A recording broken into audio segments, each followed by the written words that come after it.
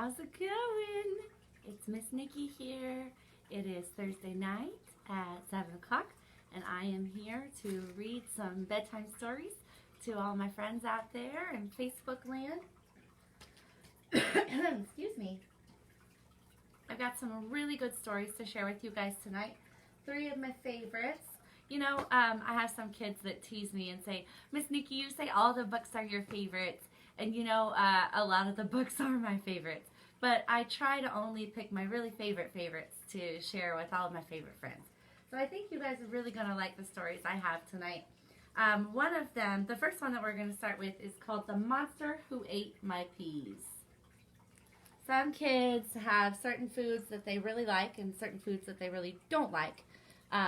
Whenever I was growing up, I remember that my brother hated peas. It was his least favorite food. My brother Josh, he hated peas. Blech. He thought they were disgusting. He would never eat them. But I loved peas. So everybody has things that they like and things that they don't like, right? But this story always makes me think of my big brother Josh. The Monster Who Ate My Peas.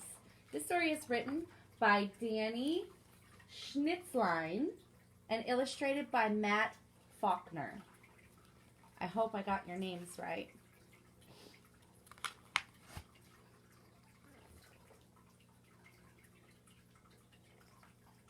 Eat your peas, said my mom, or you won't get dessert.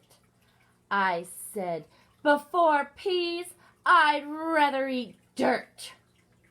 I know you don't want to, she said with a glare, but until they get eaten, you'll stay in your chair.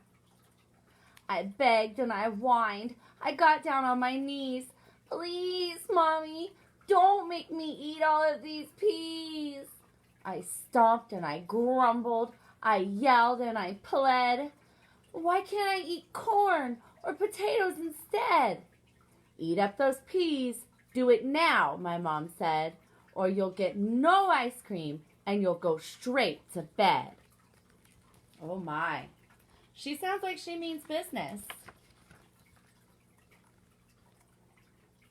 My mom left the kitchen.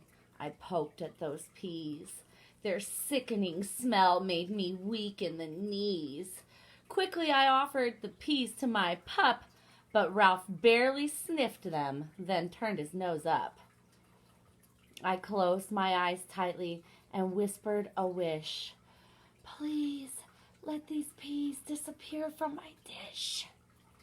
And something quite strange and mysterious occurred, almost as if somebody, somewhere, had heard.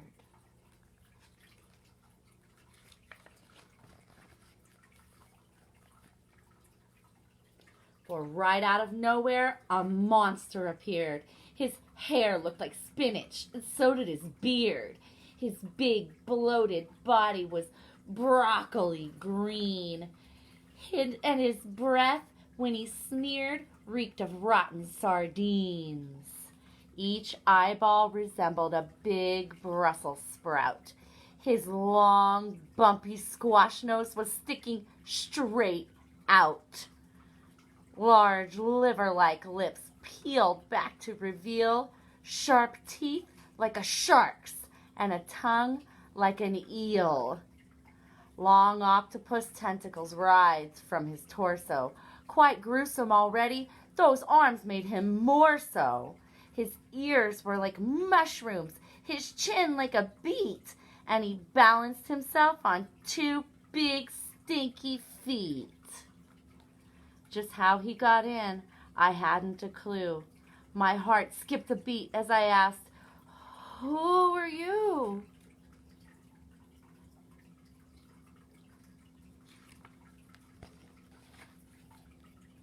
He growled, I'm the monster who helps kids like you. I eat up their eggplant. I eat turnips too. I gobble down foods that make small stomachs quiver, like lima beans, collard greens, spinach, and liver. I came in reply to your pitiful plea, and I'm ready and willing to eat every pea. I'll eat up the big ones, I'll eat up the small. But then you must give me your new soccer ball. Oh no.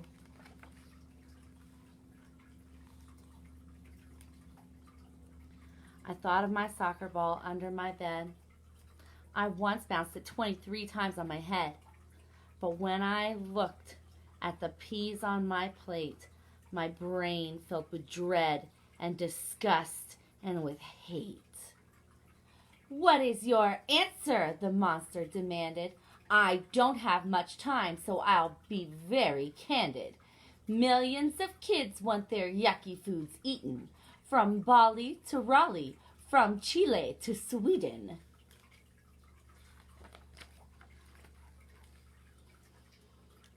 "Okay," I said finally. "I'll give you my ball. Eat up my peas. Eat them up one and all." He laughed a cold laugh as he picked up each pea and swallowed them down individually. All 64 peas, slimy, gruesome, and green. He ate every one, and he licked the plate clean. And after he'd licked, and he'd lapped, and he'd slurped, he set down my plate, and he boorishly burped. Rude table manners.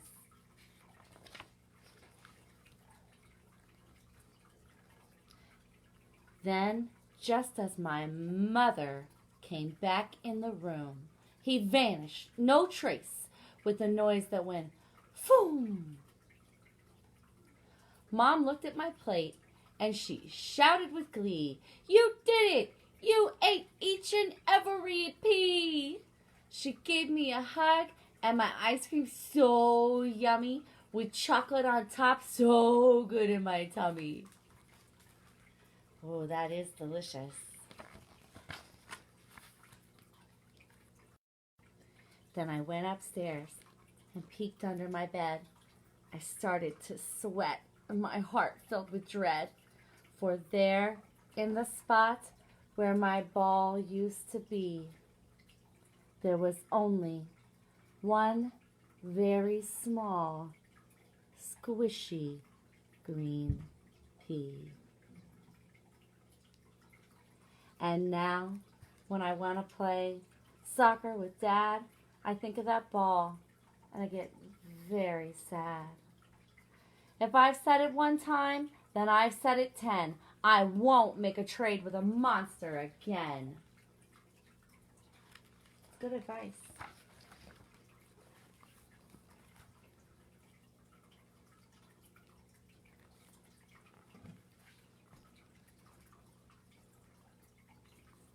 Got a little bit of a glare coming in my big window. Not long after that, we had peas with our meal. The monster appeared with the same kind of deal. "I'll eat up your peas just as quick as you like, but then in return, you must give me your bike." I thought of my bicycle, shining and new. I'd spent my whole savings to buy it, that's true. But when I looked down at those gloppy green peas, I felt like you feel when you get a disease. There's the big monster, the veggie eating monster.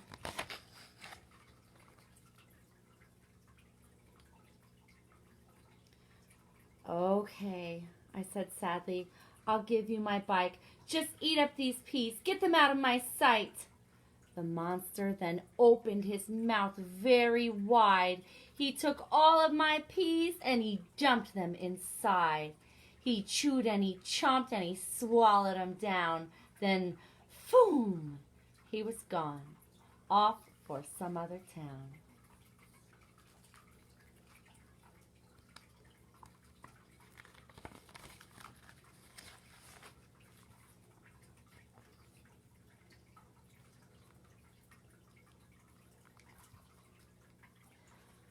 My mom served me cake, but I just couldn't eat it. I walked to the door, feeling down and defeated. I twisted the knob and I shuffled outside to get on my bike and go for a ride. I looked all around and I started to cry. My bike wasn't there. I think you know why. And right in the spot where my bike used to be, there was only one very small, mushy green pea. Oh. Now when my friends take their bikes for a ride, they never ask me, so I stay inside. If I've said it one time, then I've said it 10. I won't make a trade with a monster again.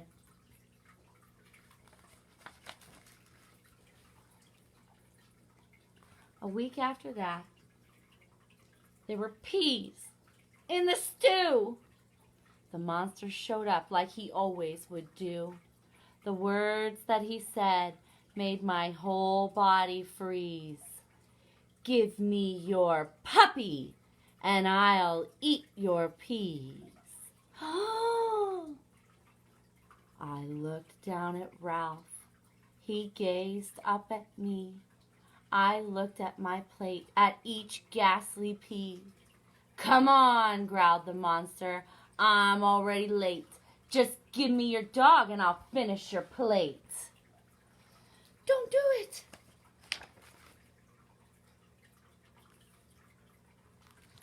I looked at those peas and I just about gagged. I looked back at Ralph and his scruffy tail wagged. My pup put his cold little nose on my knee.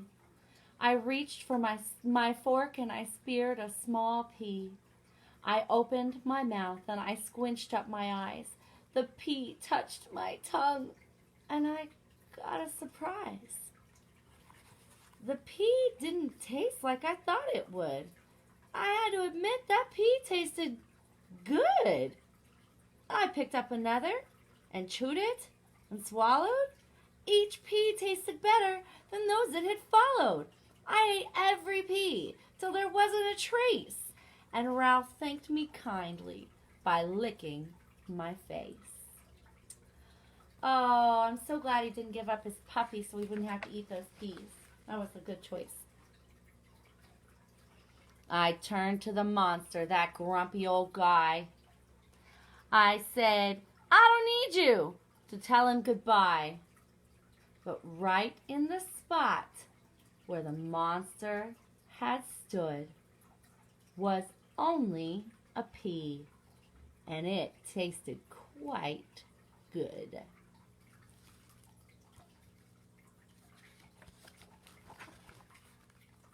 And now there's not one single food I won't try. If others can eat it, well then, so can I. I'm happier now than I ever have been, and I never will trade with a monster again. I think that's a good choice. 1 minute, friends. The sun is very bright today. There. Hopefully that will help. Now I can see, and you can see me.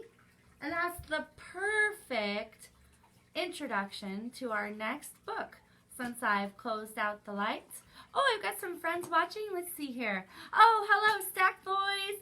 Hi, Snyder. Hi, Henry. Hi, Hudson. I'm glad you guys are watching. Hi, Raylan. Let's see, any other friends that I missed? Oh, I'm so glad to see you guys. I'm glad you're enjoying our bedtime stories. Okay, so I have a confession to make, and a lot of my friends already know this. But for my grown-up friends too, and maybe some of my friends that don't know, I am scared of the dark. It's true. I am. I have been since I was little, and I've never really grown out of it.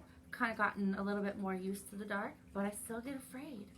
So I like to make sure that I share that with my friends so that they know it's okay to be afraid of things, even when you're a grown-up.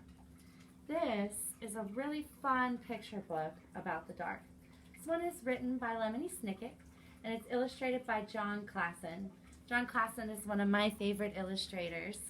Oh, hi, Justice. Hi, I'm glad you're watching. All right, here we go. The dark.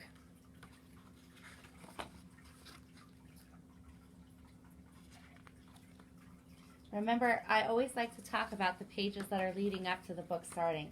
So you can see it's very dark here. And there's a small friend who has, it looks like a flashlight. And then when you turn the page, it continues. And we have our title page. And there's the beam of light. There it is. That's continuing from the illustration from the page before. All right, here we go. Laszlo was afraid of the dark. Me too, Laszlo. The dark lived in the same house as Laszlo, a big place with a creaky roof, smooth, cold windows, and several sets of stairs.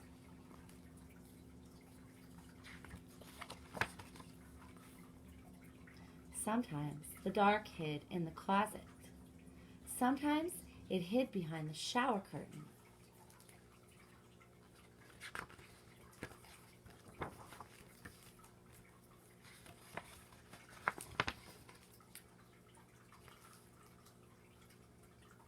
But mostly it spent its time in the basement. All day long, the dark would wait in a distant corner, far from the squeaks and rattles of the washing machine, pressed up against some old damp boxes and a chest of drawers nobody ever opened.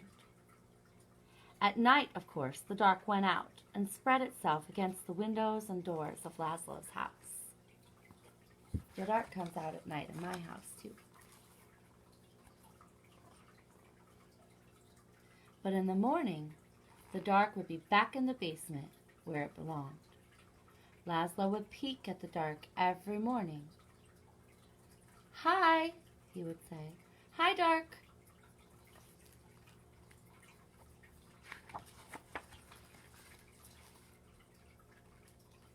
Laszlo thought that if he visited the dark in the dark's room, maybe the dark wouldn't come to visit him in his room. But one night,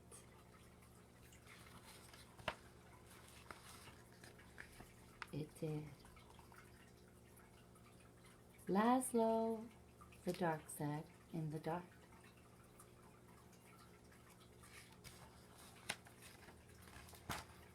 The voice of the dark was as creaky as the roof of the house, and as smooth and cold as the windows.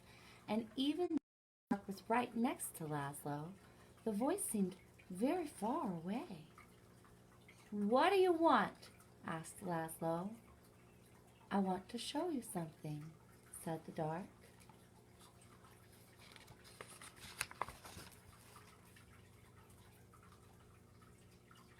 "In here?"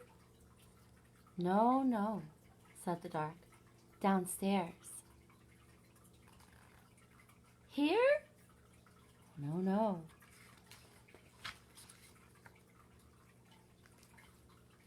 "Downstairs?" "Yes," said the dark.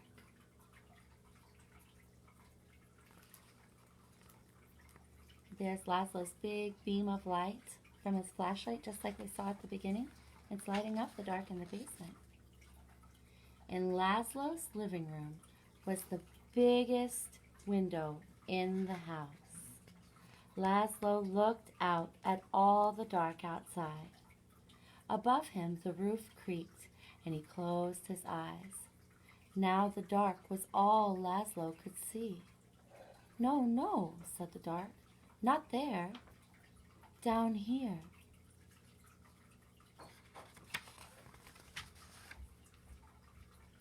"In the basement?" asked Laszlo. "Yes," said the dark. Laszlo had never dared come to the dark's room at night. "Come closer," said the dark. Laszlo came closer. Even closer, said the dark.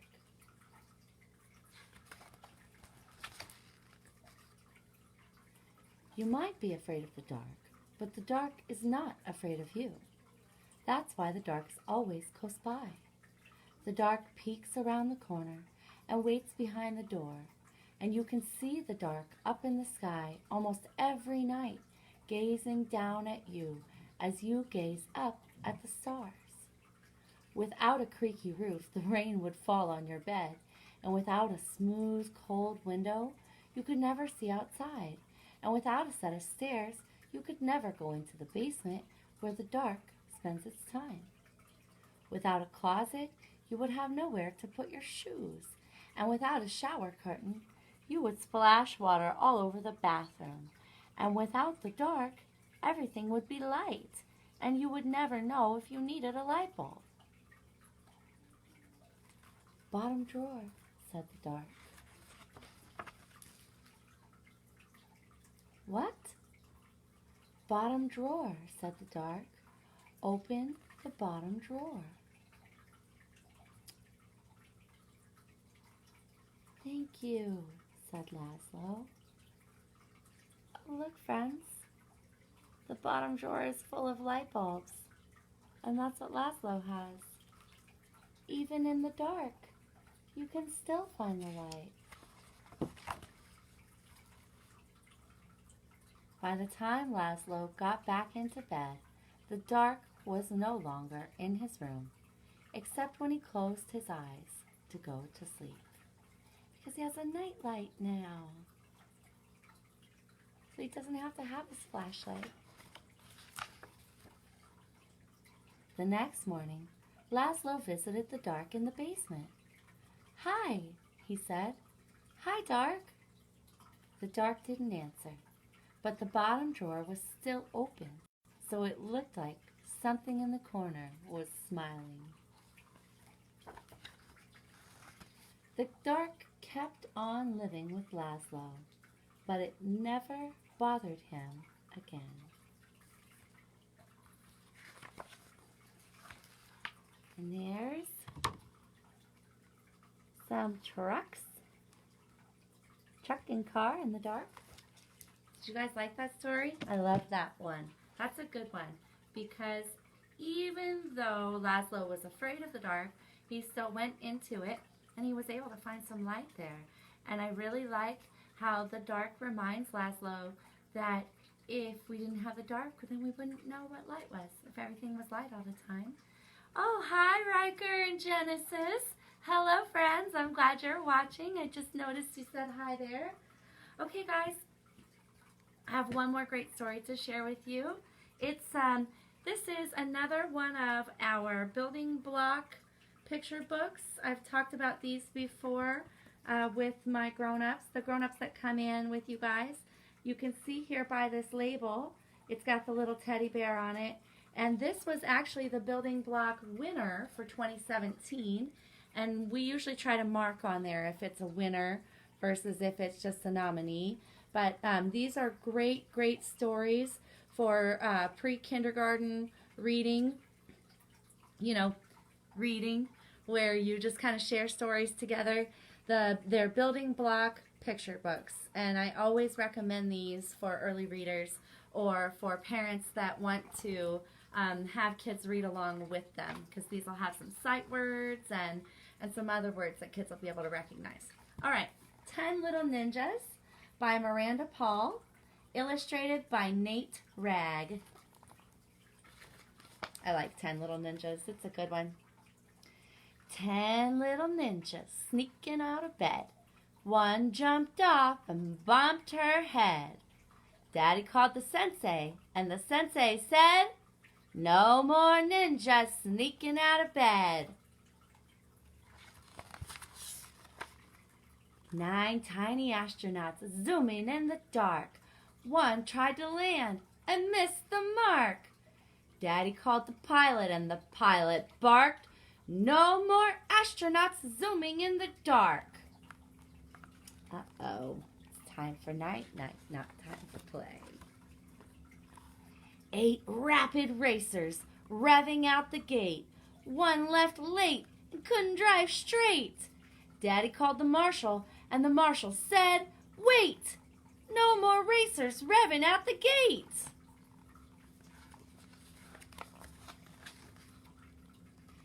7 prowling tigers roaming through the hall. One turned back and thwacked the wall. Daddy called the keeper, and the keeper called, "No more tigers roaming through the hall!" Oh, these silly, silly kiddos. 6 rowdy cowboys lassoing the rails. One loop swooped and whoops, it failed. Daddy called the sheriff, and the sheriff wailed, "No more cowboys lassoing the rails!"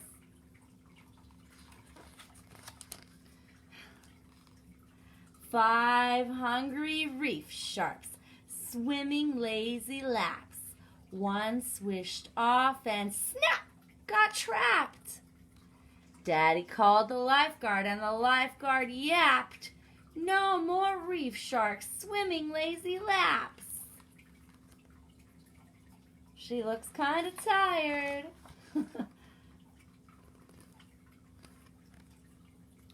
4 thirsty firefighters trekking to the sink. One got splashed and dropped his drink. Daddy called the mayor, and the mayor winked. "No more firefighters trekking to the sink." The mayor looks like she's not very happy about that mess. 3 quiet pirates sailing across the floor. One got tired and snore, snore, snore. Daddy called the captain, and she climbed on board.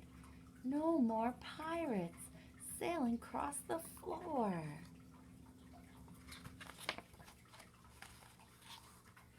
2 sleepy dragons struggling to fly.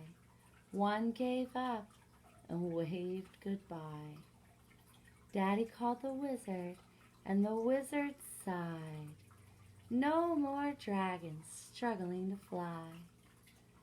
Oh, that wizard looks sleepy. One little cuddle bug curling on the spread. She dozed off on Daddy's head. Daddy called the mama, and together they said, "Attention everyone, back to bed."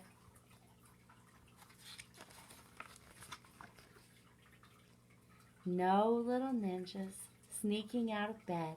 None jumped off and bumped their heads.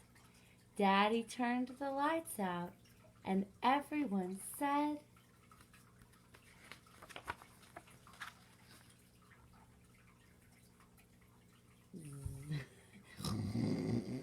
I think they're snoring, right? They're all asleep. All 10 little children. So you know what that means, friends. That was our last story for tonight. You can see I'm already ready for bed and my snuggly cozy robe. I've brushed my teeth and I'm ready to go get some good sleep. So I hope you guys are ready to go get some good sleep too.